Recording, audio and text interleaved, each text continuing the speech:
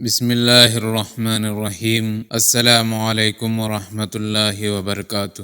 مردے نے کہا 70 سال سے حساب دینے میں پھنسا ہوا ہوں۔ حضرت عیسیٰ علیہ السلام ایک قبر کے پاس سے گزرے تو آواز دی کہ اے قبر والے، اللہ کے حکم سے اٹھو۔ تو ایک شخص قبر سے نکلا اور کہا کہ اے روح اللہ، آپ کو مجھ سے کیا کام تھا؟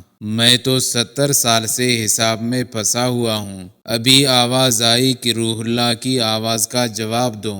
آپ علیہ السلام نے فرمایا کہ 70 سال سے حساب دے رہے ہو، یقیناً تمہارا گناہ اور نافرمانیاں بہت ہوں گی۔ بتاؤ تم کیا کرتے تھے؟